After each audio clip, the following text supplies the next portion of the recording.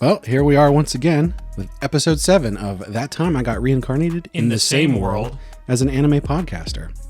I'm your host, Isekai Sensei-sama, aka Brad, and as always, I'm joined in the Weeb Cabal by Kermit D, Grog, aka Andrew. Howdy, howdy, I'm back from my globetrotting, ready to talk about some animes and mangas. And Bento Baggins, aka Ben. Konbanwa. Every single time. Okay. If you're a returning listener, thanks for coming back. And if you're new here, we're friends who have been watching anime and having discussions for a long time and decided to share those conversations through a podcast. Before we dive in, Frieren, Beyond Journey's End, Volume 4 came out recently. Yes, Recommend you pick that up. And don't forget to hit us up on social media so that we know what you think about Frieren and the podcast. We'd love to hear from you.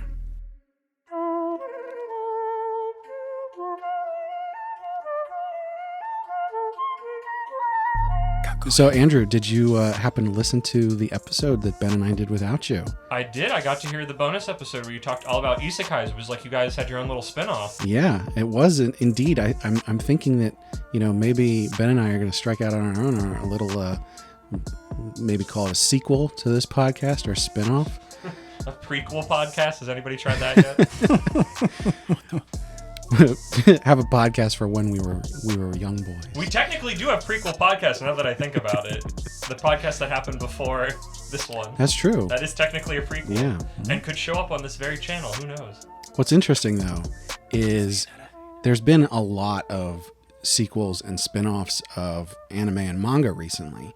So, do you guys have any particular spin-offs or sequels to anime that you, really got into?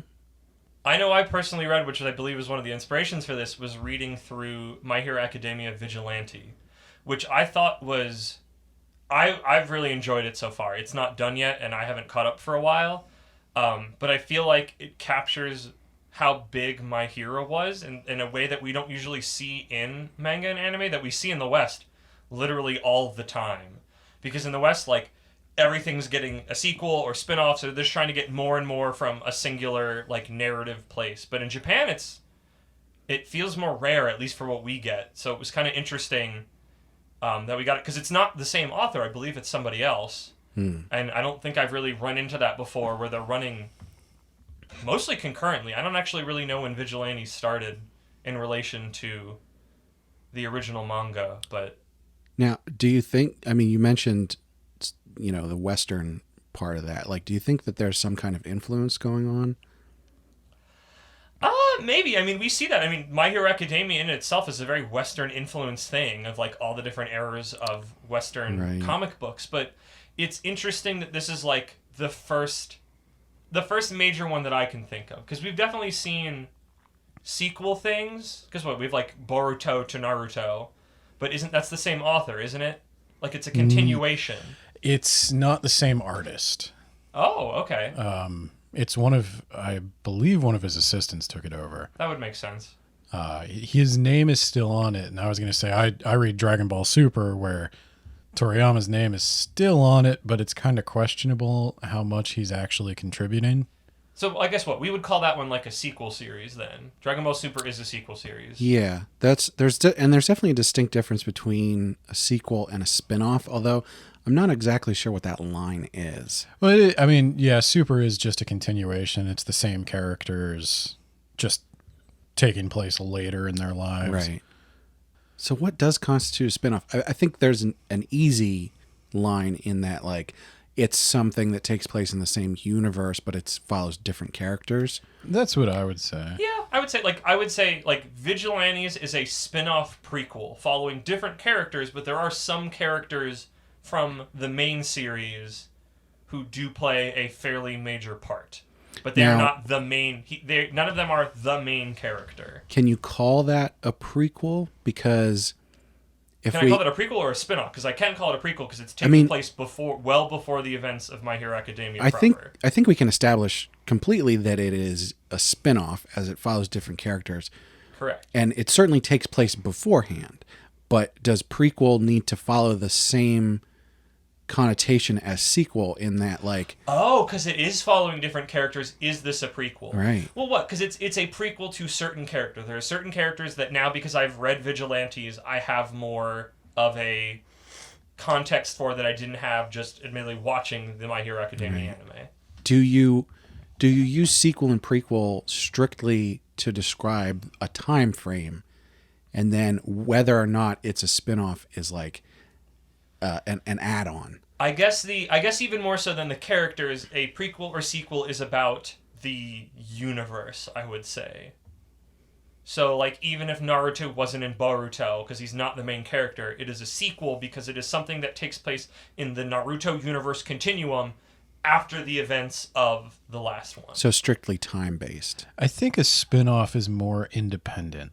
Like, if I'm going to date myself a lot here. Go for it. But the only really good examples I can think of are like sitcoms. Like how Joey. Yeah, Joey and Friends. I was going to go earlier than that. I was going to say like All in the Family and the Jeffersons. Yeah, they did start that a while back. Yeah, where you don't necessarily even need to know that the Jeffersons ever was a spinoff of All in the Family, or you don't need to know that Frasier was a spinoff of Cheers. I'll tell you what, that one blew my mind because when I was young, Cheers was over. Mm-hmm. Frasier was running. My parents would watch Frasier.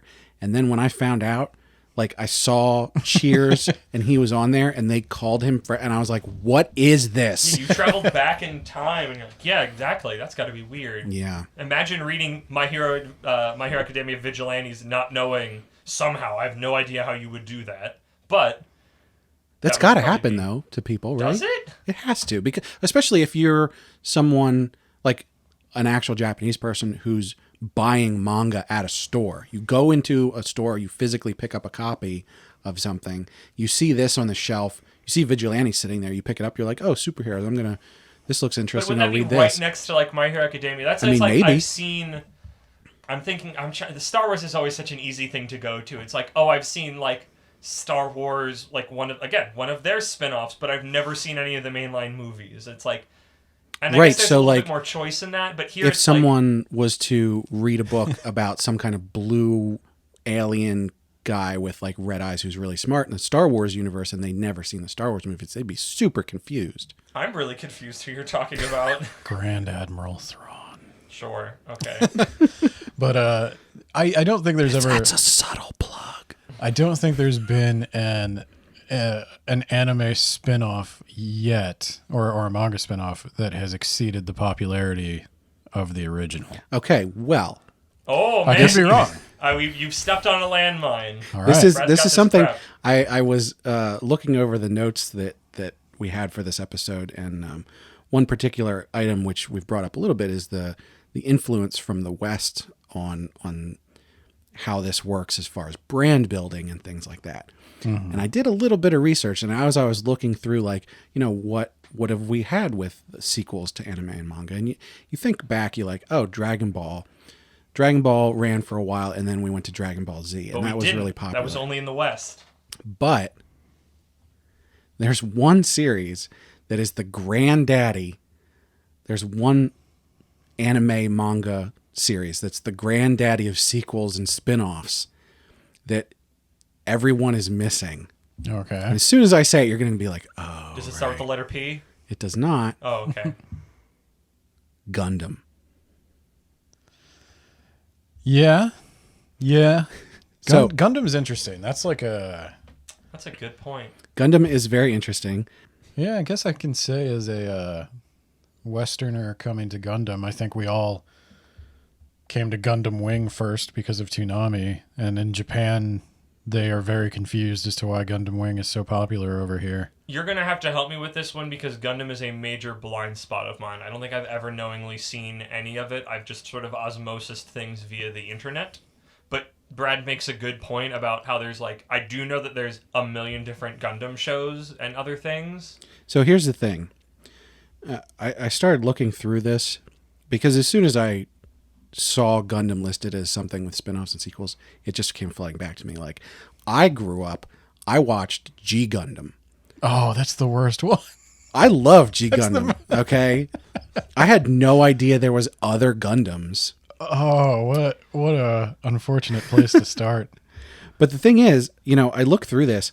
There was something like 32 different spin-offs for Gundam. But are they all like different universes? Like this is where my ignorance is going to come in. Where it's So, like you some have of the it name is- and it just sort of promises Yeah. you the concept of they're giant robots fighting in space? Question mark. I don't actually know if that's Honestly, I concept feel for the like show. this is sort of Gundam is sort of like the Warhammer of anime and manga, in that like there's just so many different versions of it. Some of them are sequels that take place in the same universe, same characters, stuff like that. But then some of them are just like completely on their own. G Gundam is like its own thing. Yeah, G Gundam's weird. I'd think of it as like Final Fantasy. You know how there's every Final Fantasy has similar elements. Like they always have the same like fire, Firaga, whatever. Sid's in there somewhere. Yeah, and there's so Gundam. In order for it to be a Gundam, there usually have to be space colonies and the Earth, and there usually has to be some tension there, and there have to be mobile suits, which are the big humanoid robots, and then there have to be these superior humanoid robots called Gundams that are like game-changing super weapons. And it usually follows the pilots of the Gundams and their complex moral choices about the war and trying to figure out which side is right. So the thing is they started doing sequels and spin-offs to Gundams in the mid 80s. Okay, I'm going to present an idea using the thing that I thought you were going to say, which was Pokemon. Well, And the thing that that's more recent though. But the thing that both of those have in common is that there's a major pillar of those franchises that have nothing to do with anime. The major pillar of Gundam is literally the Gundam builders. Like, it's called Gunpla. It's like part of the name. Like, that is a thing that is inescapable within kind of pop culture to an extent. Was that before the anime and manga? I don't know, but it's not that it's before it, but like that is a major pillar of which it exists. True, yeah. That is like known that like there are people who have never seen Gundam probably who build those. Like it's a whole thing onto itself. Maybe. And Pokemon is the same thing with its video games. It's like it's an anime, but it's one of its main pillars is a video game. It is a multi medium media franchise. That was fun. I found that as I was going. I feel like Pokemon is more well known that it's a show and a video game. And but it has a whole bunch of different spin-offs. They've had multiple outside of the main anime line. There's been a number of different like little mini-series and other things. There's the manga for it. There's various movies, including Detective Pikachu, which is like a really funky spin-off. I mean, let's not forget the trading cards. Yeah, like again, it's a giant media thing. Yeah. Where I think what we were trying to get at with the beginning with kind of Vigilantes as our starting point is like that's kind of like here's this one and here's this one. There's not like obviously My Hero Academia is moving merch, but it's not like it has another arm that is like this is a key pillar of what this thing is. Mm-hmm. And I feel like when you have something that it's more of just the idea than just here is the anime, it's here is the brand. When you get capital B brand, I feel like that's when you run into those more often. Yeah. Now that you've presented it. So I guess my question through all this is still like what is stopping this from happening more in manga and anime? Is it something we want? I mean, like, I'm having a really good time with Vigilantes. I think it's really neat. I think it fleshes out a world that's got a lot of space to be explored. I guess that's sort of my position is I don't think that it's not that prevalent in anime and manga. Through just some of the stuff we have listed here, some of the things that I looked at, there's lots of them. It might not be quite as prevalent as the Western world, especially if you think about things like the Marvels, the DC, especially the Marvel movies now, and with the TV shows, like that's just like a huge. They've connected absolutely everything about it. Yeah, but that was a thing of Western comics before. Yeah. Well, I was gonna say, what we're probably talking about is the way manga is created as one writer, one artist. Yep. A team of assistants. Shonen Jump, I guess, probably owns those titles, but I think in Japan, it's a totally different system of publishing where you would have a mangaka pitch a series to an editor and have to get picked up. It's one, yeah, like you said, it's one person. Nobody else Whereas can play an Otis Pool right now, the guy who writes One Piece, because it's not done. You can't explore the spaces, even if it's a cool world to explore, because there is story that hasn't happened yet. You can't explore it. Well, and I think the legal relationship is different too. Like I think Oda actually owns One Piece and Luffy and his characters in a way that, obviously everybody other than Stan Lee did not own theirs. Like Jack Kirby, had to die before he got his name put on any of the Marvel stuff. And so only the best writers and artists can walk into Marvel or DC and pitch them a series. For the most part, they come up with their plans with their own team, and then they hire out artists and writers to execute them. They're pieces in a machine. The directors, there's different directors for like every single movie, because what they're doing is they're going, here's the movie that we want. Who's a famous director who's got some kind of vision for this? And then Kevin Feige comes in and his team and goes, okay, here's how you fit the MCU. Well, no, that's what I'm saying. I think it's coming the other direction. Feige's first is going, or people might come and pitch it, but they're then going out and seeking a director. The last the Doctor Strange movie that just came out, Sam Raimi, they brought him back. Like he hadn't done any of that stuff for a while. They brought him back and like, here, do this movie. It's Raimi as heck. I love it.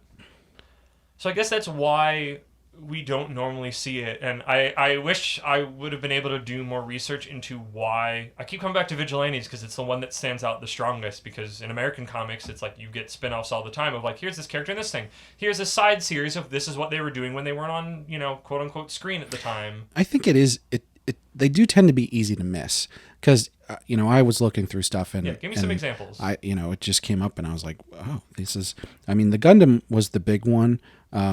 But another one that I actually know of that I hadn't thought of until I started looking into this, you guys, I believe you guys have heard of this. Is it wrong to try and pick up girls in a dungeon? Do you remember that one? I've never read it. But I've heard you. Yeah. I've heard you and other people talk about it. There's a spin-off which takes place at the same time. So a midquel. And I'm wondering if that is purely a spin-off then, because it's not a sequel or a prequel. But that spin-off follows the main love interest, and I haven't watched the entirety of the last season, so don't come at me if she's not the main love interest anymore.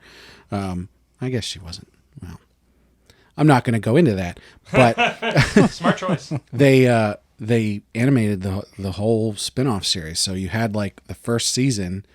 And then this spinoff came out. And actually, technically, the main character in that one was the companion of the girl. So, but she's following her. So, anyway. Had the main series finished, or was that... No. So the main series is running while this spinoff is also running. Yep. What is the source material of How to Pick Up Girls in a Dungeon? Is it a light novel?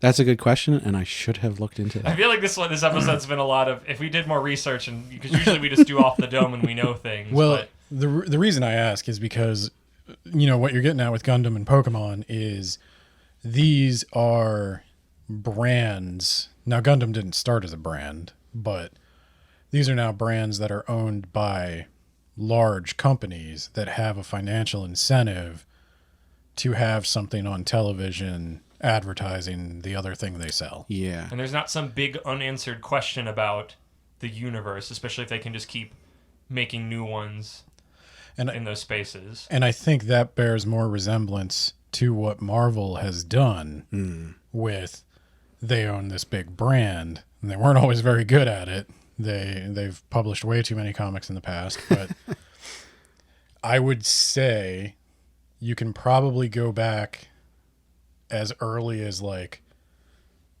the 1950s or so And I don't know how much you guys know about like the origins of manga publishing, but I don't, but I'm excited to hear about it. Manga started out as obviously like children's comics for rent. You would go to like a library and you could rent the manga magazines the way you would rent a video. And then that got divisive. The certain manga artists wanted to keep it going like that. Some manga artists started switching that out for more cheaply published pulp magazines that would go on to become your weekly Shonen Jumps. And then there was a brief return to the lending renting model, but I think ultimately the weekly magazines kind of won out in the end, and then they started publishing them in collected graphic novels, which was kind of the compromise. That was completely different from what was happening in America at the same time, where we were developing the Comics Code Authority, which obliterated almost every comics publishing company in America except like your DCs and your Marvels, because they were publishing the least offensive, most easily tailored to the moral code of the Comics Code Authority, golden age of superhero type stuff. And so they developed those like big things because they were the only market in town, and everybody who wanted to work as an artist had to go work for them. Whereas Japan stayed like fiercely independent, and the authors of the mangas still have a lot of ownership over their material, I think. That feels so backwards. When you describe it like so plainly like that, and I really think about it, like the Japanese, fiercely individualistic. The Americans, just completely about the group and not the individual. Which, like, I mean, capitalism, whatever, but like, that is an interesting way to look at it. Because I feel like, yeah, if you've got one person holding the mic, there's not really a lot of space input for somebody else to come in. I think it really is capitalism, whatever. That is the driving force behind that. But it's interesting before that's like fully taken root. That's already. I mean, I guess it took root a long time ago. Because it's easy to go like, oh, they want to share things with. It was like, no, they want the corporation to own it, so they can dictate things. Well, and keep in mind too, in the 50s, you've got Japan recovering from World War II. They're occupied by the United States. There's a ton of political unrest. Manga, in a lot of ways, you could argue, became like their rock and roll. There was actually manga was a huge source of like leftist agenda politics. Whoa. There's something I want to talk about on this podcast eventually called Gekiga, which came out as like an alternative to manga. Manga means like whimsical images, and Gekiga means dramatic images. And so the Gekiga was like a rebellion against the cutesy Astro Boy type cartoons. And that's neat. Yeah, they wanted to tell more serious stories about like the working man getting screwed. And they did. And that led to a whole big thing. But keeping in mind, Japan is not like very religious. America was very religious. Now, both of them hated communism. That's why we were buds in the Cold War. Yeah. So they kind of bonded over that. But morally speaking, Japan didn't have a lot of our hang-ups. And so they were, like, in the 50s and 60s, Gekiga were publishing these hyper-violent, hyper-sexual things. But it still was, like, a cheap mode of entertainment at a time when resources were scarce. So they were just printing whatever you drew. Like if you showed up with a comic, it would get printed because they just needed to fill shelves. And for whatever reason, we had the post-World War II opposite reaction of the Red Scare, and like we've got to get our morals in order and shut everything down. Yeah, we kind of battened it down after that. Yeah, so you needed the approval of the Comics Code Authority, or no store would carry your stuff. You could still publish it, but nobody would sell it without that stamp. So we concentrated all our intellectual property into these big Marvel and DC corporations that were willing to play by the rules. And Japan had this more like, I guess, artist-friendly environment. And I think that carries through, but now I think you're starting to see, like with My Hero Academia Vigilantes, that Japan's realizing they're leaving money on the table. Whereas before, you didn't get a lot of spin-offs because Oda owns One Piece. You can't do a spin-off without his permission, and he doesn't have time to work on it because he's making One Piece. But I think now I'd be interested to know if Shonen Jump is maybe negotiating that into the contracts where they want the ability to do spin-offs. There's been a Demon Slayer spin-off. There's been the My Hero spin-off, the Naruto sequel, the Dragon Ball sequel. They don't want these big properties to die. And I think they are seeing what Marvel's doing, and they are trying to build their own brand around it. So what do you think the tipping point is for something to go from, oh, this is just a series and maybe there's a spin-off or two, to a brand? They would need to concentrate the intellectual property under one entity. Oh? Like if Shonen Jump, if you pitch your idea to Shonen Jump and Shonen Jump takes it and they own it. If I pitched a superhero to Marvel today, there would be a huge legal contract we'd have to draw up over who has what rights to it and whatnot, because I'm guessing Marvel would retain the exclusive rights to publish that superhero. Mm-hmm. And I might retain the right to get $1 every time they do that. But so in this situation, I mean, you're going to, I mean, Marvel is sort of the brand, right? It's not, Yeah. It's not that Iron Man is the brand. Iron Man is a brand now inside of right. this brand of brands. So is Right. it Shonen Jump is the brand? I mean, technically you could say Yeah. that because it's the one getting it has entire video games specifically about its cast of the people in the comics that it publishes. Yeah, like that's you're true. not going to see Attack on Titan and Jump Fiesta.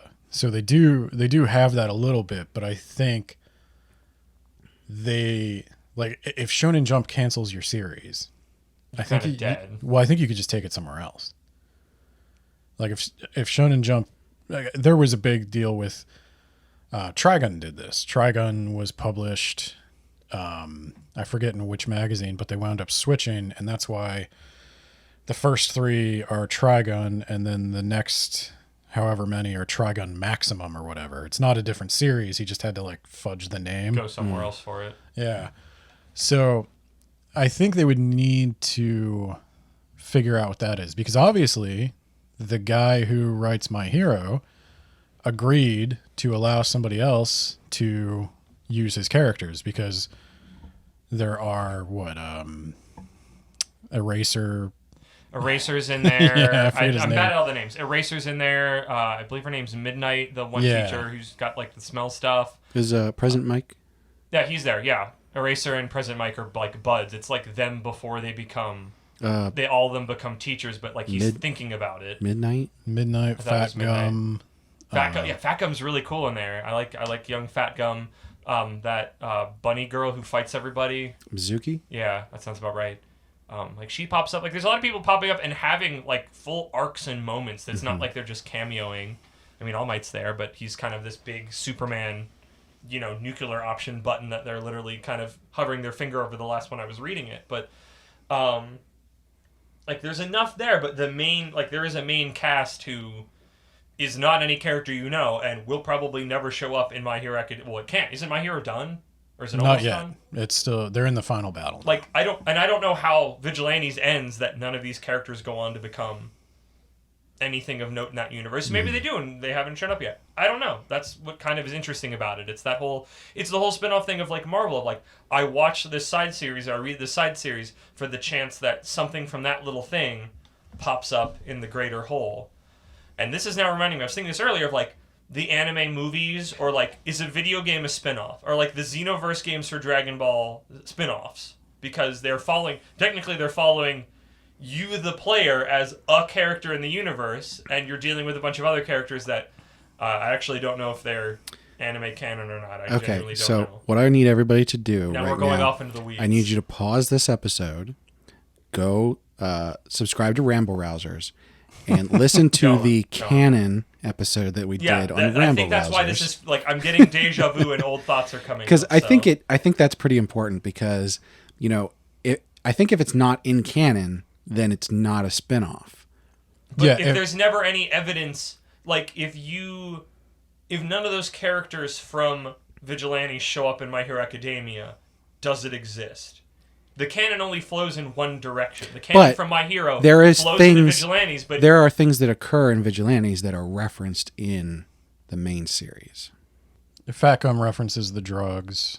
Okay. Nope, that's true then. Okay, yeah. Yep. Then they are connected. But I guess it was... Yeah, you could write something almost like fanfic. You could write whatever you want that would lead into... It's like, here is unit of time where story happens. You could write whatever you wanted leading into that to set things up. Mm-hmm. And whatever... The only thing that makes it the official spin-off then, I put in air quotes that you can't hear because this is an audio format, is... the publisher giving their blessing on it, right? Or and I think that it comes down to like the Xenoverse thing, like if what's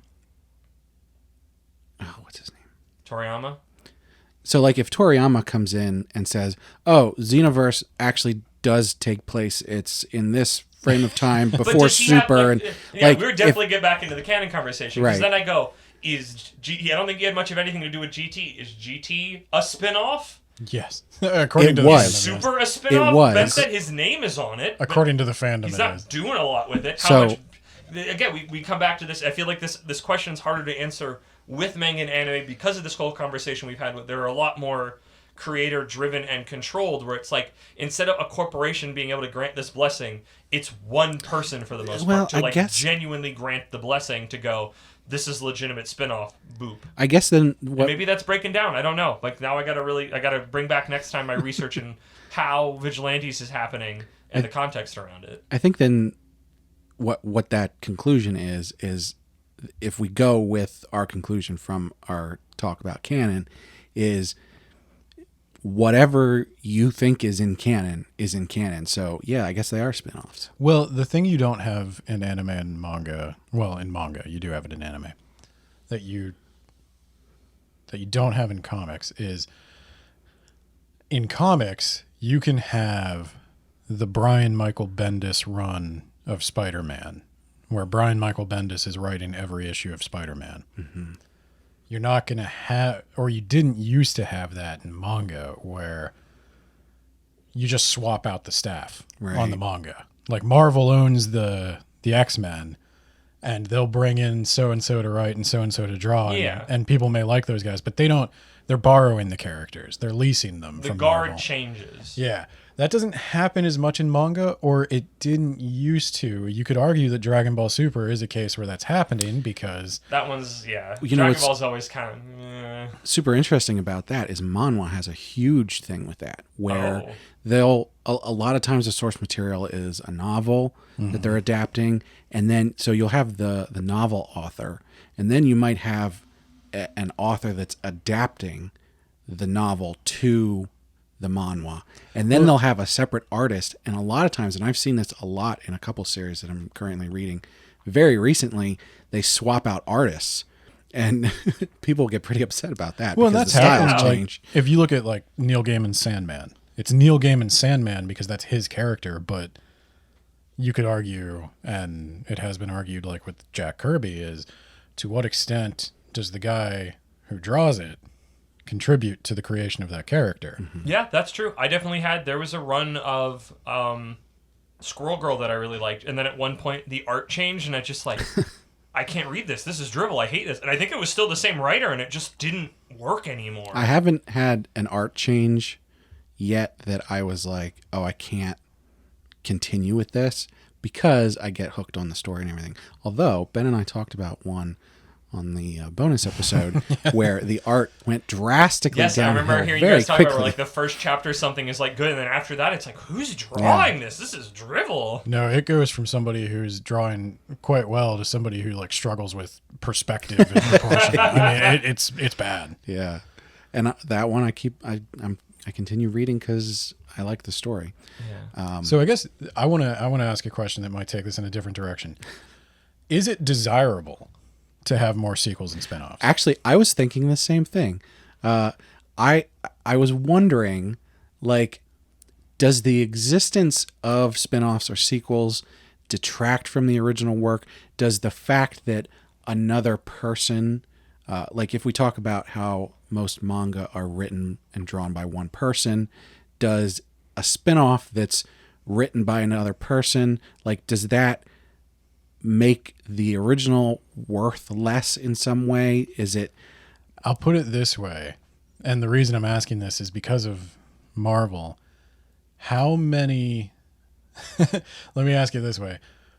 How long do you think it will be before the inevitable reboot of the Marvel Cinematic Universe, as it becomes too convoluted and nonsensical? I mean, they're technically already opening the door with that now with multiverse. As has happened with every Marvel Comics universe. Yeah, we are actively in the middle of that. And how pissed are the fans of the cinematic universe who don't know the comics going to be when they realize that they just throw everything away every couple decades? What are we at now? Like 15 years of the MCU?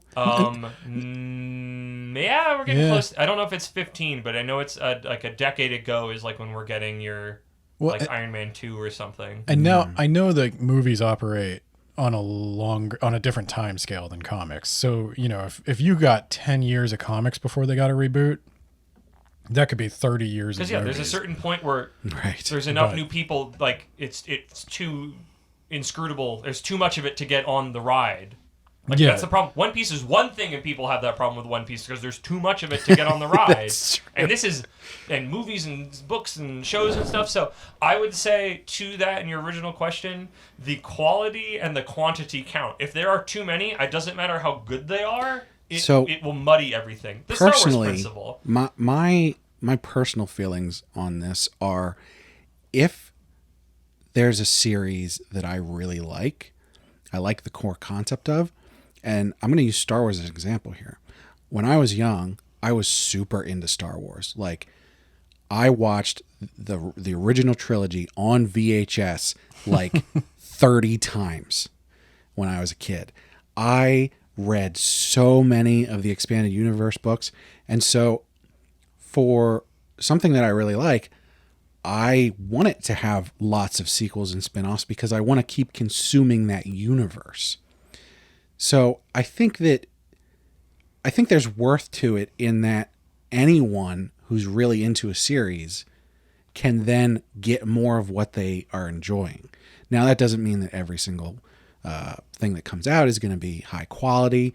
Some things are going to be, a hit and a miss. Or it's going to be important to the main branch. Right. But the quantity, when you're really, really into something, the quantity starts to matter more.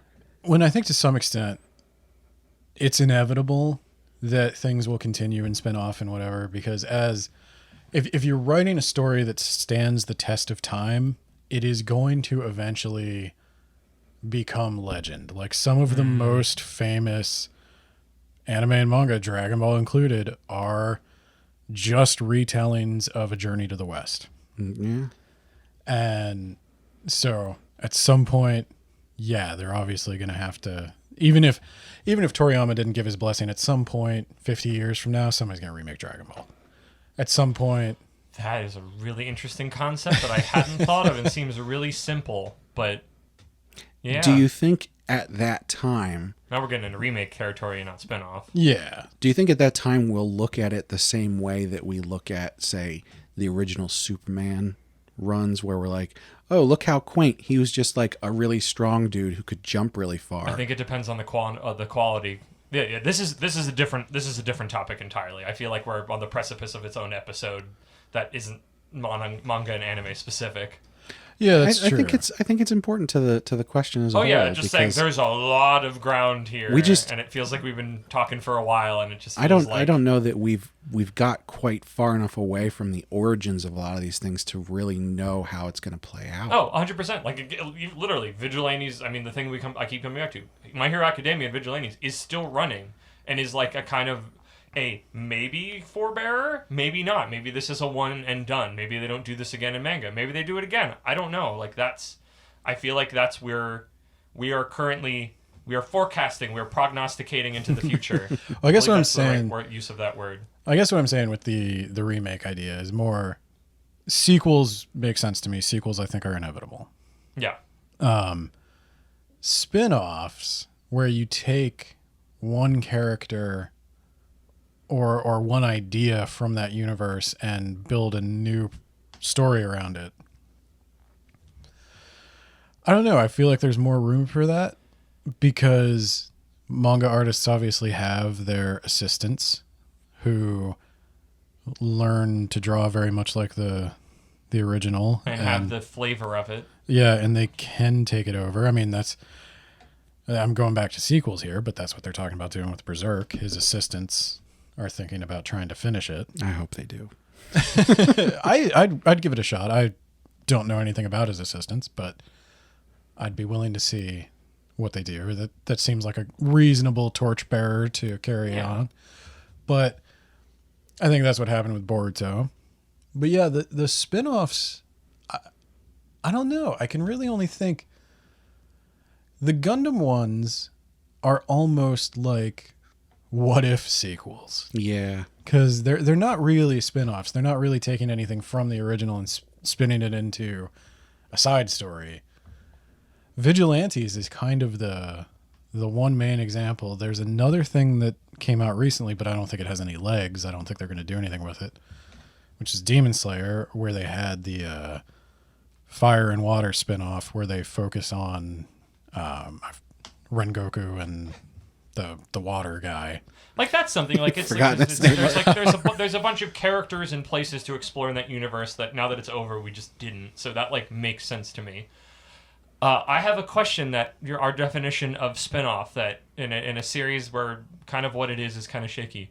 Are JoJo spin-offs of each other? Ooh, yeah, that's a good one. Technically, each one kind of takes the idea of the last one, but it's following somebody entirely new and a mostly new cast. Thus spoke Kishibe Rohan. That's a spin-off. That is 100% a spin-off. But is part 2 technically a spin-off of part 1? Is it a sequel or is it a spin-off? I want to say from a technical standpoint, the ones that are following the Joestars, as in like the direct descendants. Then is 7 a spin-off?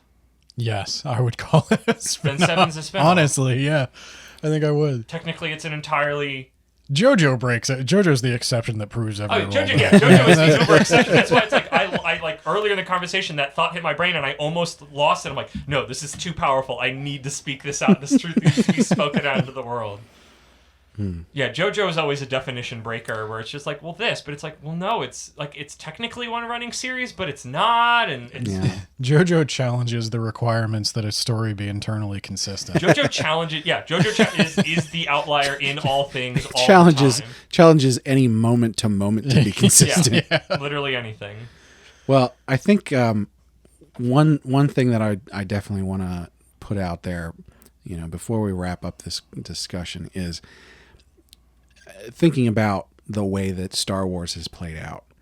I want to specifically speak to everybody who's a fan of any anime or manga. When spin-offs or sequels come out, you don't have to like it. And if you don't like it, it doesn't mean that it's bad or it's detrimental to the fandom or anything.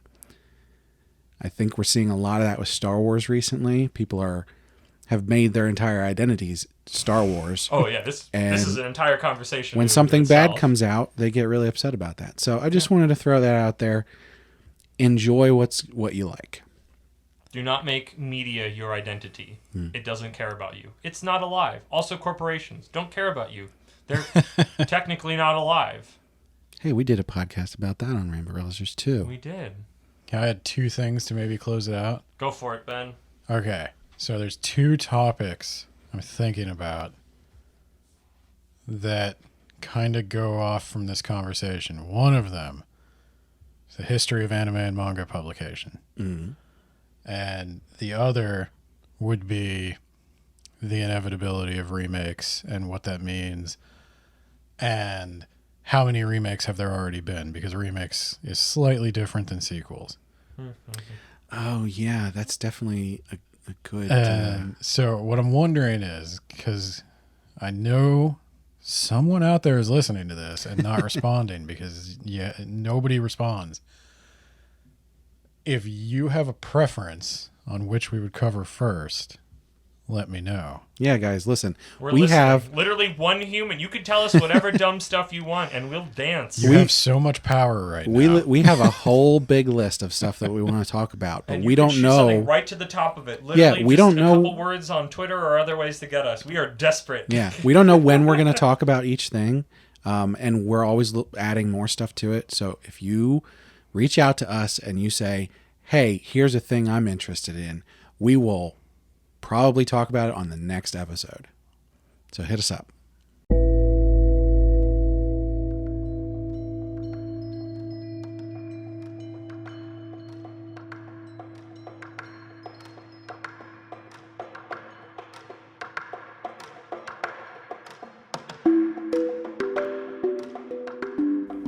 Hey, Andrew, I heard that we got some stuff in our mailbag recently. Yeah, it's weird because we don't have a mailbag. I guess little behind the curtain, which I'm also literally sitting behind to contain my vocal powers.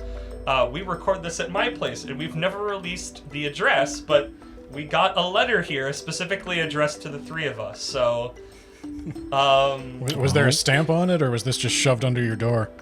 Yeah, there's no stamp. I don't have a return address. It just sort of like appeared. You literally you can hear the paper Okay. that it was sent on. So we've never heard from anyone, and all of a sudden a letter shows up at our door. A weird letter. Like I kind of read over a little bit. I don't think you two have. I don't think I've shown either of you two yet. Well, I mean, Now's the time. I heard the paper, so why don't you let us know what's going on here? Okay, so I'm gonna do my best with this one because I've read this and I want to make sure I capture the voice of this author because it feels very particular and I get a very like Brooklyn-y sense to it. So I'm gonna try my best. I'm walking here. Forget about it. I'm trying to read the letter in this voice to get the proper vibe of it. Dear, that time I got reincarnated in the same world as an anime podcaster host, Brad, Ben, and Kermit. That's us. Seeing as you have a self-processed Dr. Isekai Sensei-sama, and seem to really know your stuff about the Isekai process, Oh no. I thought I'd write to you with my own unique perspective on Isekai. You see, I play a very important role in the Isekai process. But I'm no otherworldly goddess, just a plain worker stiff. I'm the one driving that truck sand y'all keep talking about. Well, I'm not the only driver. There are many of us who take up the shadowy vigil on the other side of that windshield, sending a bunch of hopeless nerds to their power fantasy afterlives. It's not the most glamorous of work, seeing as we never get much personal credit in the process. It's just your average 9 to 5 to me, driving around and running people the universe has sanctioned to be sent to another world. I will say business has really picked up this past so many years.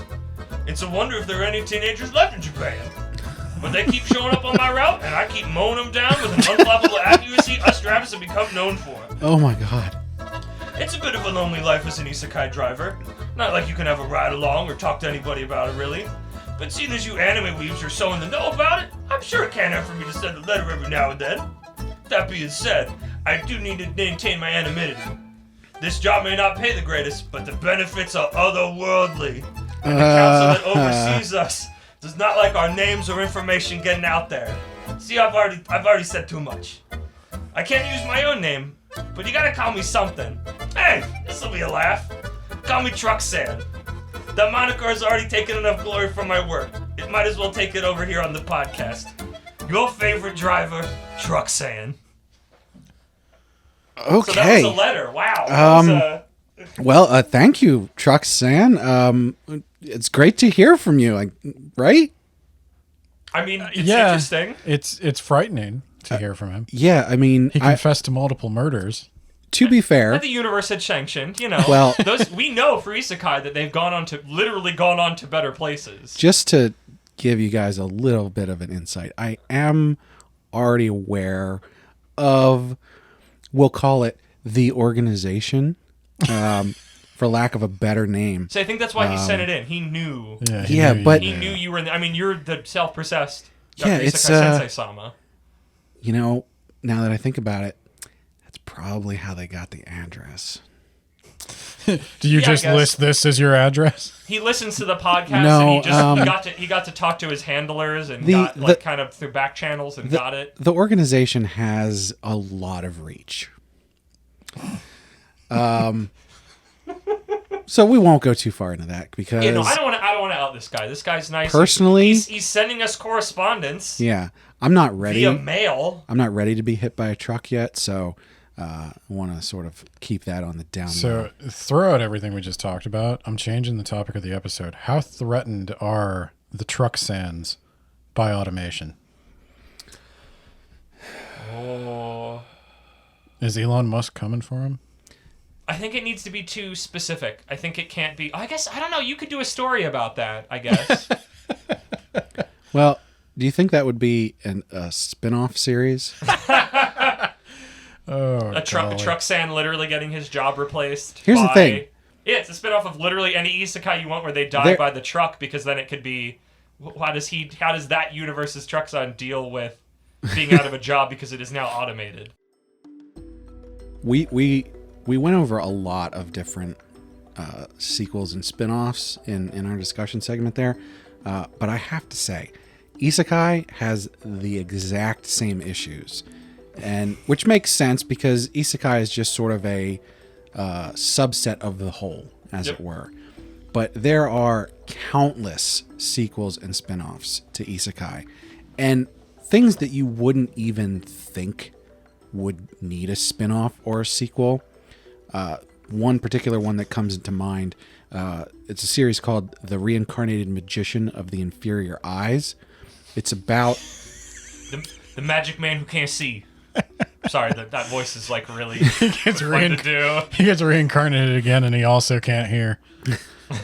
So the premise of that is it's just a fantasy world, and actually, never mind, that's not an isekai. I'll tell you about it anyway. So it's a fantasy world. He's like the magician of the heroes party, and he's like super powerful. So he's an actual mage. Yeah, they stop the demon lord, everything's good, and then he's going on and they continue their lives, and then he's like, I want to seek greater magic, and so what I'm going to do is I'm going to reincarnate myself. And he doesn't strictly reincarnate. He actually goes to sleep for like 200 years or something like that, and reverse ages himself in that time. Okay. And magic. so he's quote unquote reincarnated 200 years in the future, and the series takes place in the future. But then they came out with the prequel, which is before he's even in the heroes party, and it's like going through how he met all the various people and everything. And as far as I can tell, this series isn't incredibly popular. It's popular enough for only a manga that's being released, but like the fact that they then went, this needs a prequel, and it's releasing alongside of it. Like the original one is not done yet. Is not it two even different close. authors? Yeah, Which I would think it's got to be two different authors if they were releasing two different things at the same time, because that sounds like a Herculean effort. Once again, I should have checked on that. Man, that is really killing us this episode. But there's so many others. One really popular one. You guys are familiar with Sword Art Online, obviously. Yeah. There's a spin-off series of that called Gun Gale Online. I was going to ask about that, but knew so little about Sword Art Online that I didn't want to bring it up and then just go, I don't know anything. The thing about that is the connection of those two is very thin. Now, they take place in the same universe. They're both like VR games that are happening, but it's literally just that. Gun Gale takes place after the original series, and it's just a VR game like the original one was, that people are using guns instead, and they go through like... And they get stuck in it again? No, they don't. That's the whole thing. It's like, it's just just people people playing a game.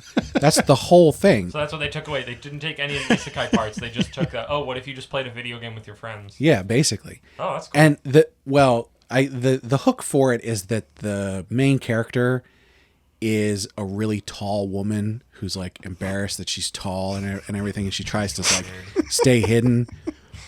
And then so in the game she plays a very short little girl, but she also just kicks everybody's ass. So how many hundreds of chapters did they get out of that? I don't know. I watched the anime, so. Oh my! And I did enjoy it. Like, very low stakes, obviously, but it was decent. What if they find out I'm tall? How embarrassing! My height. That honestly, that was part of that. Yeah, meeting the people in real life was part of the Oh thing. well, yeah, but just the fact, like, I'm tall. I'm tall. I don't know why you'd be worried You're a about tall lady. Call me up. Oh, I'm totally gonna spoil it right now, but the one other person that she meets who's like super good at the game ends up being a really famous idol. Of course. And so, like, in the game, she looks completely different and acts completely different because she's escaping from her idol life by playing this game. So it's a series about not being comfortable in your own body and then seeking out a different body, but then coming to terms with the fact that you live in the real world and they live happily ever after. So, which has nothing to do with the original Sword Art Online. right. Just it takes place in the same world. Stamp the name on it. It's popular. However, there's one very popular spin-off, and you guys have probably heard of this, and this is probably the weirdest spin-off. It's called Isekai Quartet. Ah, yes. Oh, is that the one with Tanya the Evil? Tanya's in there. Yeah, so this is a chibi anime spin-off of multiple different isekai. So we have Tanya the Evil, Tiny baby anime Hitler girl. we have Overlord, so Ainz, the skeleton mage guy, right? You have Konosuba, and you have Shield Hero. Now, they've also now introduced ReZero characters. And I think there was another one recently. I don't actually watch this because I can't bring myself to actually watch this. I was going to say this, But, this sounds like the Super Smash Brothers of Isekai. It's God, really could you popular. imagine? People talk about it online constantly. That's two fandoms I want to see in the same room. And I think it sort of stems from the Konosuba sort of standpoint, although it takes place in modern Japan in like a school. It's in funny haha wacko time zone. It's just all funsies. I'm the meme right now. I have no idea what Konosuba is, and at this point, I'm too afraid to ask. What? I have no idea what Ben, it is. I'm trying to see you from my bunker shield. Hopefully, Brad will post a picture of on Twitter to get a Okay, dude. I have heard of it. I've heard that name many times. Is that a person? Konosuba, it's the first syllable of a bunch of the Japanese names because it's like the actual full title is it's like something in God's land or something. The thing doesn't matter. It's the isekai that is not an isekai. I love it. It is the most accurate form, I think, of playing D&D, where everybody's just an idiot and they somehow get through, but they're all just sort of like dumb morons and keep messing up all the time, and it's really funny. But then every so often they have like a really compelling moment. I do have to point out it is quintessentially an isekai. Yes, but it doesn't feel like it because it's a bunch of them just messing up. It doesn't have the trope. They're a bunch of weirdos. Yeah, it doesn't have the the show trope. knows that, and it messes with them all the time, and I love it. It doesn't have the trope of he gets reincarnated or whatever and is super powerful. He literally gets tossed into this world with basically no power. He has the ability to get stronger, which didn't really exist in the old world, but he's out of his depth, basically. Which is okay because he's a moron and a lecher and not a great person. The universe treats him how I want all the universes that treat all of these dumb perverts that show up in all of these isekais, and that's why I love Konosuba, because all him and the other girls in his little party are all just dumb weirdos. And the show treats them as such, and it's so funny. Genuinely, it is really funny. I would say it's hilarious. Maybe we need to watch Konosuba then when we're genuinely because it was like that, and then Combatants Will Be Dispatched that you told me about a while ago, Brad, is the ultimate of here's a show of a bunch of weird idiots that the show treats like that properly, and sometimes they get a win, and sometimes they just get just punished for their stupidity. I feel like this is the only thing I could ever do like a reaction video to. Like, you know, those people who are like, yeah, I've never seen Star Wars or Lord of the Rings. I've never seen Konosuba. Yeah, no, genuinely. It's weird when you're getting like a tag team from Brad and I both going, no, dude, you really need to see this. So, dear listener. I love Konosuba. I forgot. It's been a while since I've thought about it. Dear listener, please let us know if you would like us to do an actual video reaction of Ben watching Konosuba. Or I guess I would say more or less a reaction to more like an episode by episode little diary maybe. Sure. Like moment. You could throw a webcam on me while I'm watching it if you want. I can't promise I'll have big reactions, but yeah. So another really popular one. I don't know if the spinoff of this was really popular, but I enjoyed it because it was a nice little relaxing kind of thing. So that time I got reincarnated as a slime, one of my favorite isekai ever. They had a spin-off anime, which I think is canon, but it's definitely sort of strange. It's called Slime Diaries, and it sort of takes place between season 1 and 2. I'm not sure exactly of the timeline, but it's basically like a slow life anime where it's just people going about their day, like they're building the town and they're farming and everything. So the main series has battles and magic and everything's going on, whereas this series is literally just like, oh, we're going to have a festival. Here's these Japanese festivals that I've brought to this other world, and everything's sort of chibi-fied, but not like fully chibi kind of thing. But that one's so much fun to me because when you're watching the main series, there's a lot of tension, a lot of heavy stuff is going on. There's humor there here and there, but like it's very much battles and drama and nation building and all that kind of stuff. And this series, Slime Diaries, is sort of just like, it's almost like those anime that are only like 3 to 5 minutes long that they do sometimes. Mm-hmm. The shorts, yeah. Yeah, except it's full episodes. But it has that feel of just like, here's a thing to just sort of calm down and like hang out, and it's interesting. So Isekai is doing the same thing that all the other series are doing, which is let's just put stuff out. It is the most popular thing, so I feel like the corporation eye is looking the most at it. Yeah. Now, what really struck me as strange when I stumbled upon this, you have all these different series that are doing spin-offs. And speaking of not isekai, like everybody's doing this. And I said to myself, is there any brand, series, stories that were not isekai and then did a spin-off that is isekai? Oh, that's an interesting idea. That time I got reincarnated as Yamcha, which I don't know how legit that was. Well, that one is definitely one that exists. I don't know how legit that is, though. That one's but legitimacy is somewhat. I did happen to find a very legitimate one, and I think Andrew's going to be very excited about. Oh man, is this okay? I have a feeling I might know what this is. If it is, and I have an example of a spinoff now that I just remembered. Okay, let's see if you can guess. If it's something that is specific to me, is this the really random JoJo Part 4 spinoff where Josuke goes off with Whole Horse that just started coming out like a month ago? No, it's not, but that's a good one. That is a really... That's not an isekai. I'm really sad I didn't remember that for our main conversation, because that is the ultimate, because that is not...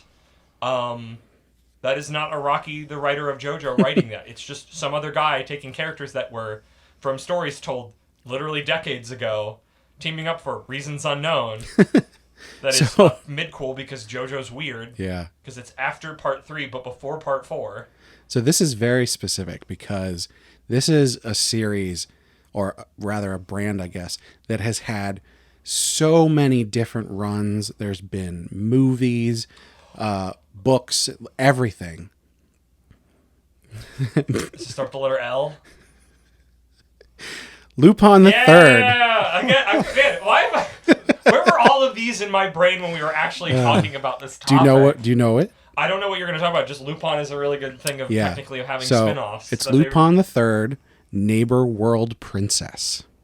Okay, lay it on me. So I've read about 15 chapters of this so far, and I want to say there's like 23 available or so. They're easy enough to get through. I read most of them in about a day, I'd say. It was more favorable than, juggling a stack of hammers onto my head, I am actually enjoying it. It's not it didn't grab me like in the same way that some others have, but it's an enjoyable experience. So what's going on is Lupin and his gang are getting chased by Zenigata. You know how it goes. Yeah. They have just stolen some gold coins from, it's not a museum, but there's like some people, they have these old gold coins, right? From Antiques Roadshow. Yeah. And so they're trying to get away, and they're looking at these and they're like, these coins aren't from any nation on Earth. Like, what are these? And as they're trying to get away, they come across these doors in front of them, and they're like, quick, go through it. And they all go through a different door and end up in another world. All of them in the same world, or all of them in different worlds? They're all in the same world. I feel like those characters are perfect for that, because they're practically, like, at this point, for how long Lupin the Third has existed, it's Scooby-Doo. Like, Scooby-Doo. Yeah. Yes. If Scooby-Doo has not isekai'd already, which they probably have. Scooby-Doo meets Batman. Yeah. Yeah. They could very easily just go, we're in a weird fantasy world that we weren't in before. We have to deal with freaking them going to, like, WWE Wrestler World and Flintstones World. And no, wait, that was another. The wrestlers went to Flintstones World. Well, so they go to this world. It is straight up an isekai, medieval fantasy kind of world, right? Yeah. And Lupin steals the princess. Yeah. And there's all this stuff going on with the princess wants Lupin to steal her. She thinks he's the hero. There's this witch that's like taking over the kingdom. The witch gets to Zenigata and they call him the hero. And he's like, I got to catch Lupin. And so he's chasing after them. Jigen ends up with some dwarves and he's helping them out. And Goemon is with the elves and he's helping them out. Right. And then they start meeting up. And as of chapter 15, we still don't know where Fujiko is. The redhead. So, but her name was in one of the titles that I saw. So she's going to be showing up soon. But yeah, it's they don't get any crazy powers. But of course, like in the Lupin series, they sort of have powers. Like Goemon can do anything, and Jigen can shoot anything, and Lupin can also shoot anything for some reason, but Jigen's still there. But Lupin can he's also the wheelman, master of disguise, and like he can pickpocket anybody. They're already super powerful. Like when you say it like that, it makes so much sense of like Dragon Ball Z. Like it's such an easy, and that like we said with Scooby-Doo, it's such an easy like here's a cast of characters that have been going on non-sequential adventures for many years. Just here is a new environment for them to have a fun adventure in. That is also kind of like, I'd say of the zeitgeist, I guess. But isekais are still big, so like of the popular thing. Yeah, and so I gotta say, like, I've been enjoying it. So anybody who's into Lupin, Andrew, I think you should check it out. I think it's worth the couple minutes that it takes to peruse it, and you can read a couple chapters in 20 minutes. I'll give it a look. That sounds fun. And Lupin's always been something a little bit more for me that like in motion with sound and all that. But like I've never read it, but I feel like this would be a good spot to start. Now it's not written by Monkey Punch. It doesn't need to. Well, he's dead. Yeah. So he couldn't. He's literally ghostwriting it. Yeah. It only started coming out. What? Is it official, or is this just? I'm pretty sure it's official. Huh. They're doing a really good job with the art style. It looks. There's sometimes when I'm looking at it, I'm like, that doesn't quite look right. But overall, it has the style. The story is relatively generic, but it's fun because you want to see the characters get in those situations. See what they do. That's the whole reason you're there. You're getting exactly what you want from Lupin. So I'm still beating myself up for not remembering that JoJo spinoff. like Rohan's one thing, but this is very specifically not Araki and not both him and writing it and drawing it. So. Well, I'll tell you what we'll do is we'll do a prequel episode where we'll talk about. I'll go back in time. and I'll push the car that saves Josuke. But actually, no, it's not Josuke. It's just a guy. He didn't go back in time. Because Araki forgot. Sure. I don't even know anymore. Well, maybe next episode we can get Truck-kun to give us some information on his activities, and we'll see how relevant that is to what our topic is, which, once again, you could control. You tell us what you want to hear. I'd also like to hear from any demon lords out there. I think one works at McDonald's. Yeah. I mean, there's got to be one somewhere else, right? Yeah, demon lord. Anybody who's been isekai'd from a fantasy world to this world, I want to hear from them.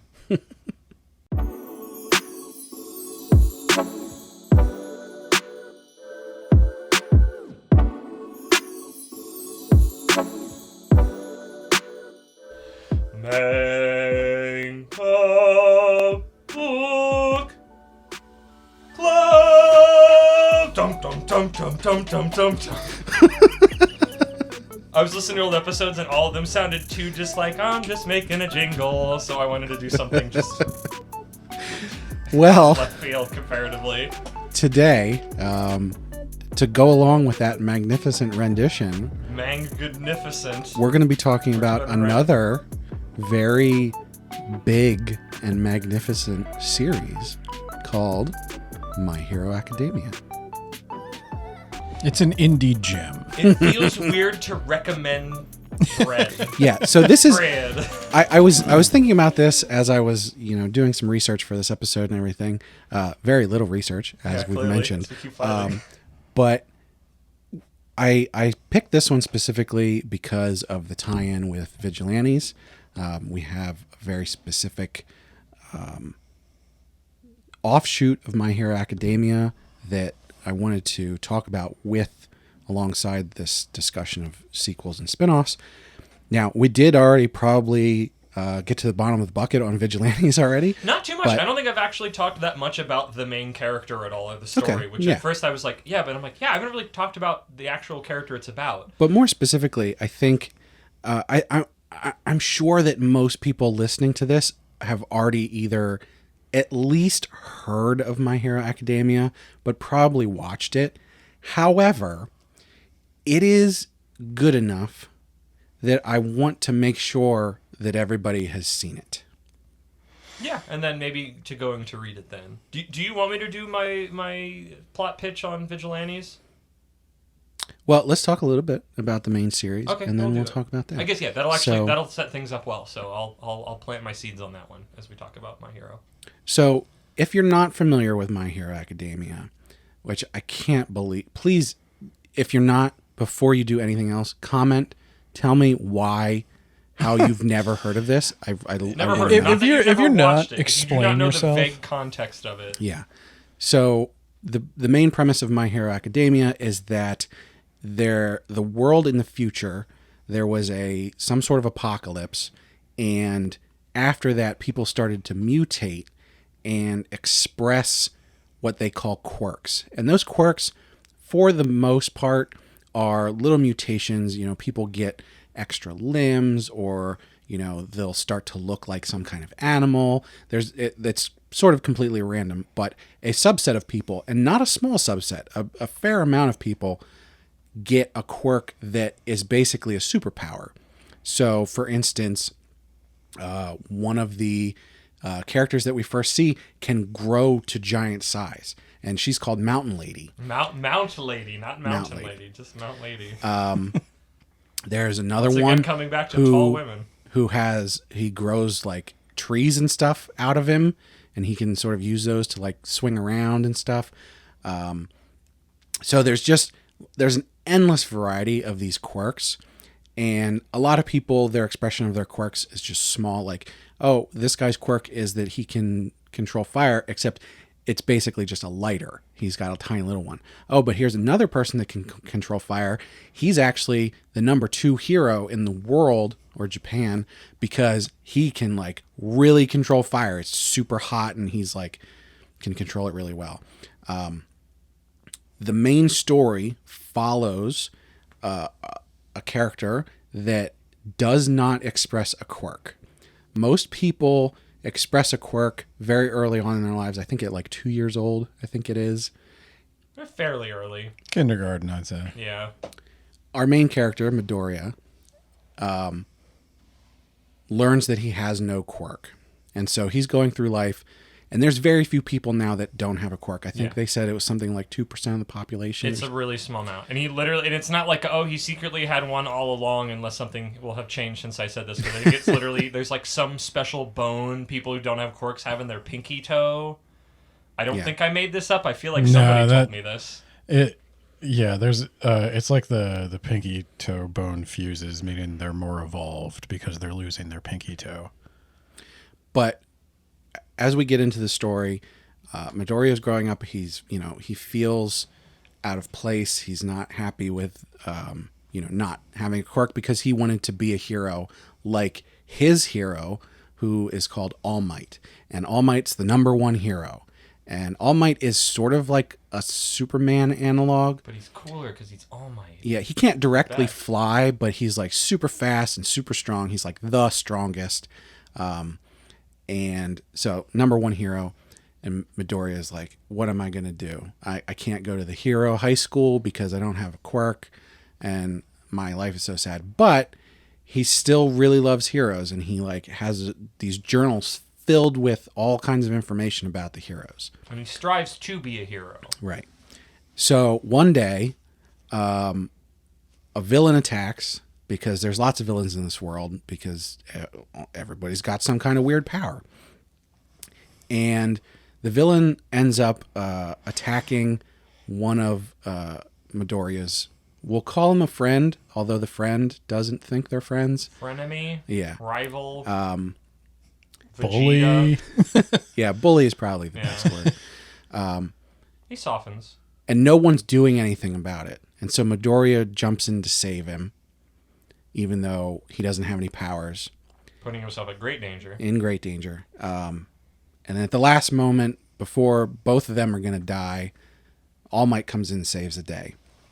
And All Might sees what Midoriya is doing, and All Might goes, this is what a true hero is. He's trying to help someone even though, he doesn't have the power to.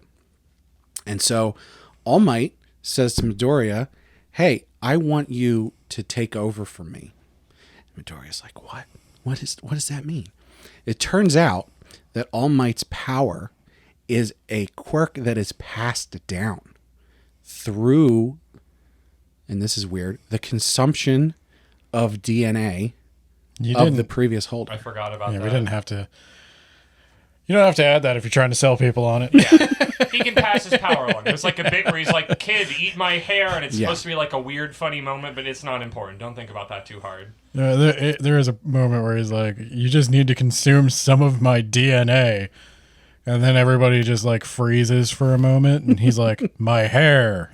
And it's still kind of weird, but yeah, that's not important. Anyway. They spend very little time on it, don't worry. So, part of the series. Brad's making it sound weird. So he can pass along his powers. Yeah, Done. the story follows Midoriya as he goes to the most prestigious hero school in Japan and is training to be All Might's successor. The big problem being that All Might's power is too strong for his body, so he has to work really hard at both controlling the power and also getting stronger so he can use more of it. And that's his hero's journey, literally. Yeah. And I think that's pretty succinct. It's more succinct than my retelling of the entire first episode of Jujutsu Kaisen. You're getting better at it, Brad, I will say. Yeah, kid doesn't have powers. Kid shows a heroic moment. Kid gets powers, still figuring them out. You get an entire cast of other teenagers who have various powers and them figuring them out and getting stronger and fighting the bad guys. And they've got their own rogues gallery and...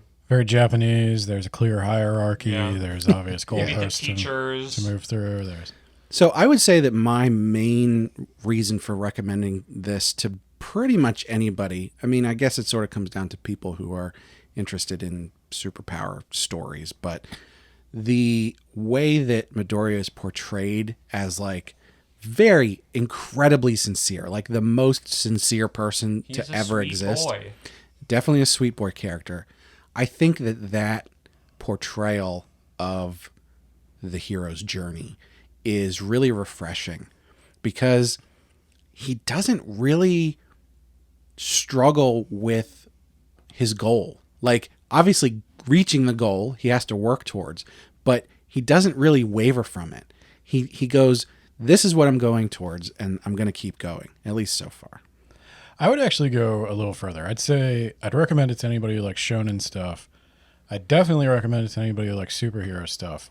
But there is an as of yet unmade episode of Words About Books where I talk about how much I hate superhero shit.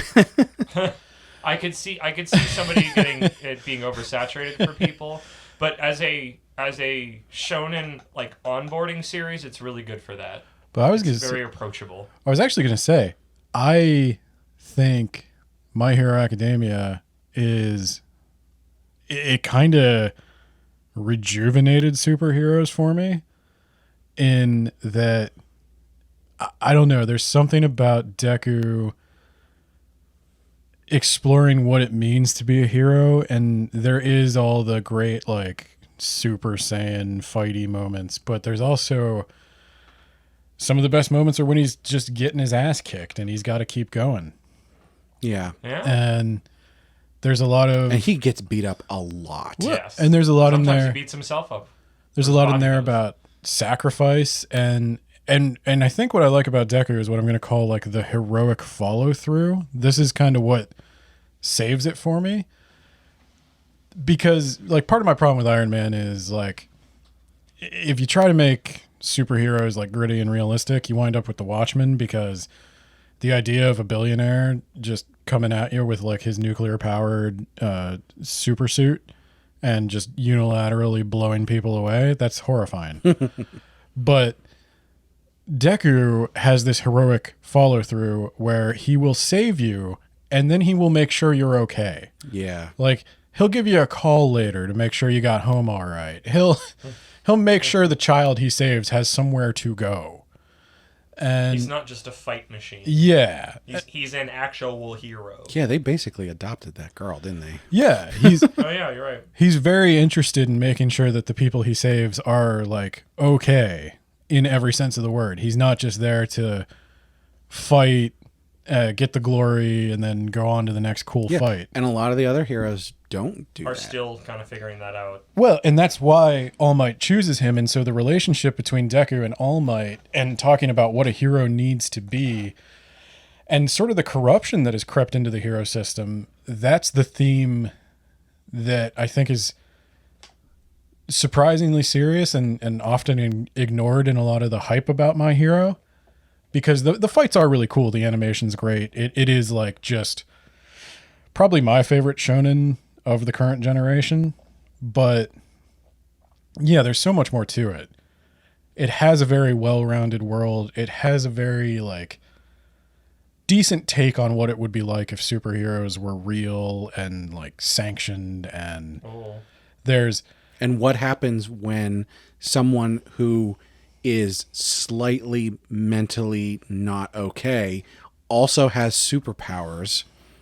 Oh, and when like Mount Lady, she also has like product companies, and she does TV spots, and she's got to look pretty, and the Dragon Lady, whatever her name is like a model. If you like all of that, I've got a pitch for you then, Ben. Yep, I had a feeling we were leaning into this. Okay, do we want to roll? Go for it. Okay, so Vigilantes, and maybe it's just because I don't know. I have not read the My Hero Academia manga. I've only watched the anime, and I know sometimes themes can be a little stronger in manga writing when it's really one person's hands on the wheel.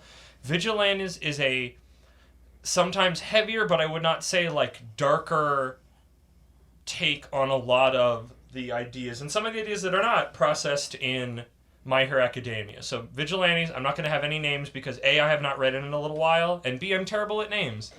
But you are following a kid, I believe he's in high school getting ready to go to college, who has a very simple power that when he has 3 points of contact to the ground, let it be through his 2 feet and his hands or his 2 hands and a foot, he's able to slide around on the ground. He's called the Crawler because people say he's creepy crawly like a cockroach. He is not allowed to use his powers in public because he is not a sanctioned hero. He is a vigilante, so to speak. But he likes to dress up literally in an All Might hoodie and try to, in his small neighborhood, deal with the small level crimes that happen there. And it kind of expands out from there. There's a bunch of other characters, but it's something that is very about your community. There is another character whose name I think is just Pop, whose power is that she's able to like bounce through the sky, and she is literally like an underground like idol. Like she puts on impromptu shows at places, and then the police run her off because she's not supposed to be there. She doesn't have her performance permit. Exactly. Yeah. You get more of like what it means to be a sanctioned hero. The like I never really felt, I think they talk about it a little bit, I never really felt watching My Hero about like, what if you had a superpower and you legally were not allowed to use it as a civilian? Dealing with stuff like that. There's this whole rampant thing about drugs and people taking them that cause their quirks to go wild. Like it's one of the most American feeling manga that I have read while still being a manga. Manga in the same sentence. They deal with like a bunch of the people who get infected by the drug, like get shot with the drug by whatever the villain is, are like just like kind of larger scary monster people, and like literally them dealing with, it's like, we're not allowed to go into most public spaces because A, we don't fit because these places weren't built for people who were bigger, and we are too scary and everybody judges us instantly. And they open a cat cafe and it's really cute. But like it is genuinely dealing with that idea of just like, these places aren't built, like society is not built to deal with us. We are the dregs that don't want to be dealt with. Just like all sorts of different things of like you know, I talked about like I feel like the main cast is why you should really stick around. Like if you just want to get your little bits of that prequel bits where you're getting Eraser and Present Mike and Midnight and all that, like their stuff's really compelling. There's like I think there's like an entire arc based around Eraser and like his journey to become a teacher that just feels like it meshes in really well. There's like an older, I don't even know if he has a quirk, but there's like a very old grizzled man. The Punisher dude? Yeah, he's like he's an old guy and he like literally punches people, and like he is the main vigilante on the block, but like he's been around for ages and he can't really go anymore. There's a really cool arc, Ben, you were talking about earlier, and I think both of you were, of like, what does it mean that a hero has like is part of a brand, where there is one of the top heroes from America comes over to Japan to repair his image because he got into like I don't remember exactly. It is something with like either he's married or he's set to be. I think he's married, and he has like a moment of infidelity, and he has to come to, like literally they say it, he's coming to Japan to fix his image. And there's like a little arc with that where he's like very vain and all that, and it gets better, and like by the time he leaves, you're like, oh man, buddy, I'm gonna miss you, because like compared to everybody else that you have in the main party, like. He's the Superman. He can fly around. He's got all these powers. He's super fast. And you're dealing with, like, this girl can hop around. There's this old man who's just, like, he's really well planned out, but all he can really do is punch things really hard. Also, he's mad old.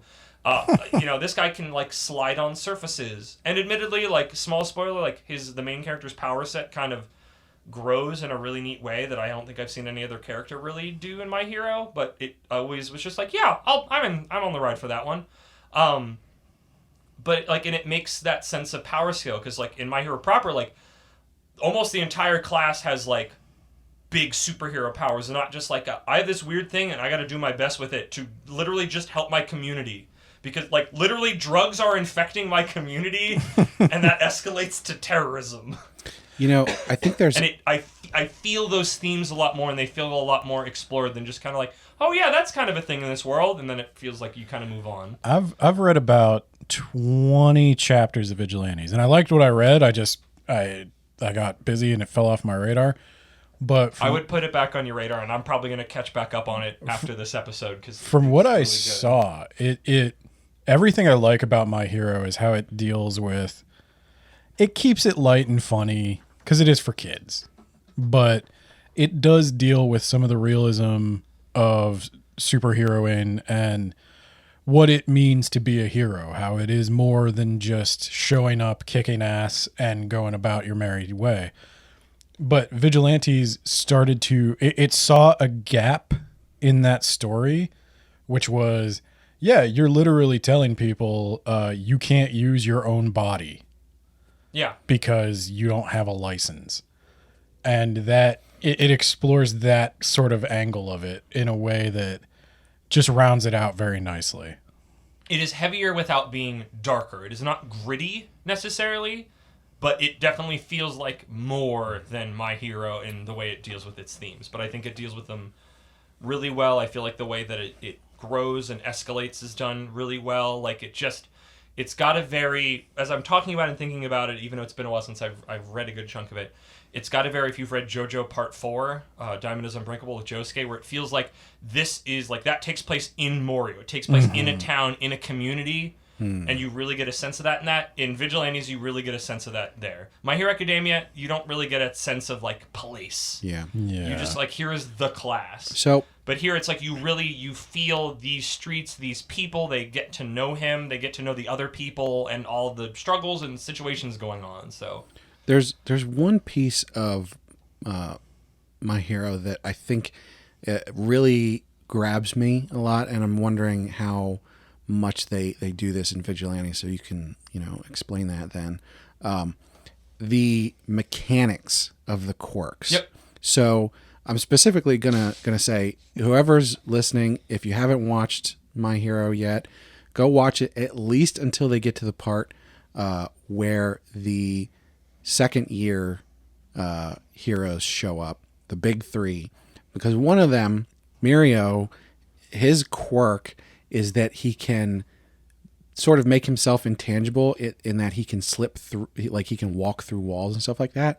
However, they explain all the mechanics and everything, and it's so realistic because he can selectively make parts of his body intangible, and in order to walk through a wall, in order to walk through a wall and not fall into the earth, he has to make the part of him that's going through the wall intangible, but still keep his foot on the ground until he gets onto the other side, and then he can bring that one through. And they do this where, he can like drop into the ground, and as soon as he makes himself tangible again, he doesn't get stuck there. He shoots up to the surface. And so he uses that in such a way.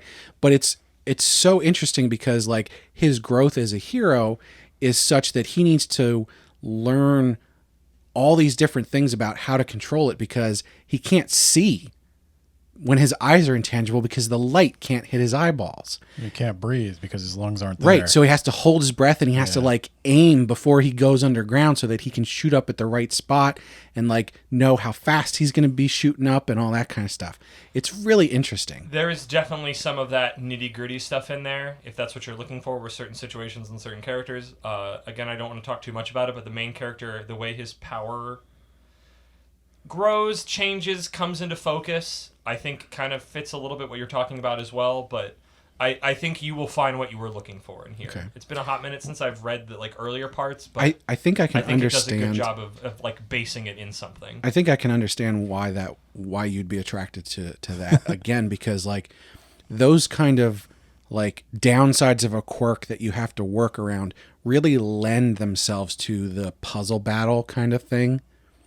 Well, My Hero manages to keep the thing I think a lot of people really like about anime that we've talked about before is the progressive fantasy. Yeah. It's not a puzzle battle. It's literally like you were talking about Midoriya Deku getting beat up. This guy gets beat up. Like a lot of, maybe I'm just thinking about like the major arc that I'm in the middle of now, of just like a lot of the times it is, and it's literally what he does normally when he's trying to help people, is I am here to help point people in the right direction and get them safe before the actual heroes show up. And that is my job. I'm literally here to get away, to guide people, to help them. The fight is not mine. And running into more and more situations where he has to get involved, even though he's way over his head. Like, I never get that sense as much somewhat with Deku, But again, it's that, like, you are mostly a civilian with a quirk that is not that useful, and you are in way over your head, and you need to do something because no one else is doing anything, and this is your community. I just have a random story because this isn't very spoilery, but in the most recent couple chapters of My Hero Academia, somebody shoots cold fire. Okay. What? Okay. Is it blue? Yeah, it's blue. Good. Now, I know a guy who, well, it's black and white, so it's white. Yeah. But I know a guy who said he hated it. He hated it because it was not realistic. Fire can't be cold. And it just made me think, because you were talking about like realism, and I was like, it's not realistic. The quirks are magic. Just it's magic, but sometimes people have a line, I guess. I don't know. They find a way to make it progressive. Like there is effort. Like effort is rewarded. You can get better. You can improve. It's not like American comics where so often, Peter Parker's given his spider powers and they're as spider powery as they're ever going to be. And, it doesn't matter how many weights he lifts. He's got that level of super strength. But, the blue fire was where he got off. But I was like, when Todoroki makes giant wall of ice, like, where did all that water come from? Yeah. Like air. Yeah. I feel like that would cause some kind of vacuum. The moisture. Yeah. I don't know. I know. That's why I'm trying to do a silly voice when I say these things. So I kind of lost it. I was like, oh, that you made it all the way to chapter like 360 whatever. Now you're getting off the train. The shadow man who can create portals to anywhere isn't unrealistic. Terrifying. And that was the thing. I think I don't remember if it just cuts with just they look like monsters, but like, or how much it was just me thinking about. Like, I think they do deal a little bit with like, what if you have a villainous quirk?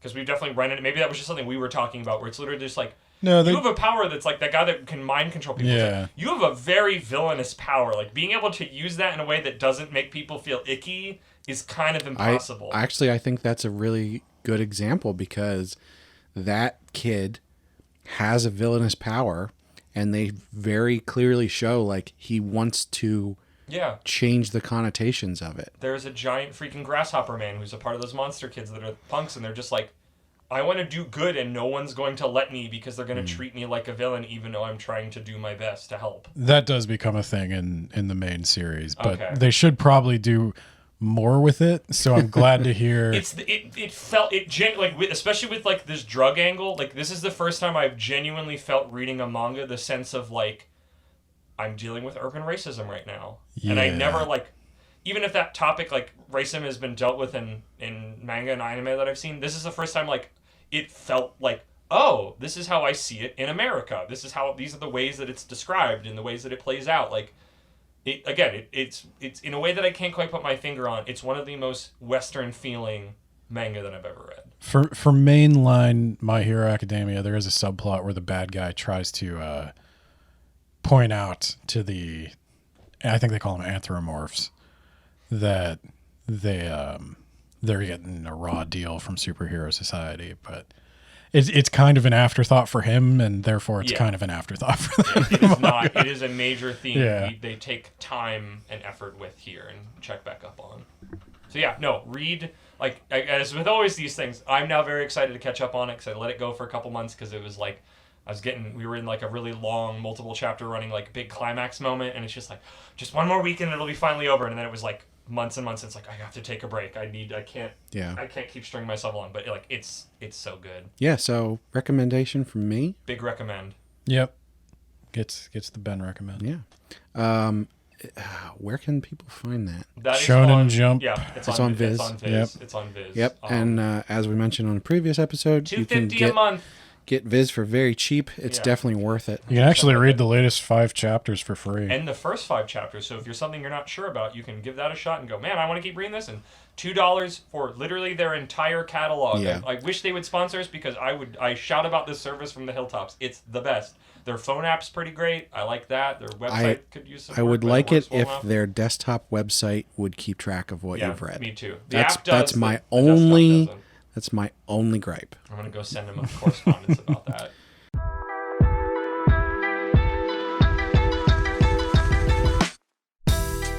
Well, there you have it. One more episode in the bag. Lucky number 7. I hope everybody enjoyed that, and thanks for listening. Don't forget to subscribe, follow, like, comment, all the fun social media stuff. You can find us on our website, animepodcasterreincarnation.com. You can catch me on Twitter at Isekai Sensei. You can email me, Isekai Sensei-sama @gmail.com. We also have our YouTube channel, That Time I Got Reincarnated as an Anime Podcaster. And check us out on Good Pods, which is a great place to rate the episode and comment. Ben, you want to plug anything? Yeah, if you haven't had enough of me waxing philosophic about children's media, I also do a podcast called Words About Books. You can get that wherever you get your podcasts. You can also find me on Twitter at Bento Baggins. Just going to plug the website one more time. Anime Podcaster Reincarnation. Yes. .com. Because I blog frequently on there. Pizza. I'm doing one a week. So check it out. Awesome. And tune in to Words About Books in the month of June if you want to hear all about Thrawn. Yeah. Thrawn. Mithron Naruto. Bad voice to use the sound to make for throat. Andrew, you got a plug? You can find me here. You can also find me. I stream a game with my buddy Noah from Plus 2 Comedy at his Twitch on Thursdays, and then that will then end up on his YouTube channel, Plus 2 Comedy Gaming. We're playing Steven's Sausage Roll, and I'm making up lore about a puzzle game about rolling sausages around to cook them. So if you like my weird, absurdist humor, go find me over there. And don't forget, we plugged 2 different Ramble Rousers episodes this episode, so make sure you go check those out. Check those out, or maybe they'll make their way to this feed if we need another bonus episode. Would you say that this podcast is a spinoff of Ramble Rousers? Yeah, I would. Oh my god. It's more popular than Ramble Rousers with the numbers, so... And we appreciate everyone who listens to us. Yes. So please, reach out to us on any of those platforms and let us know what you think. And you know what? If you do that, you can win a free PC game or even a physical manga. We will mail it to you. So once again, thanks for listening. And remember, if you get hit by a truck and reincarnate in another world, Tip your driver.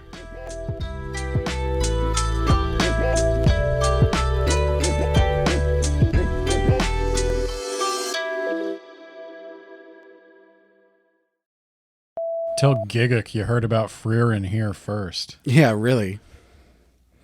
Stealing our bit.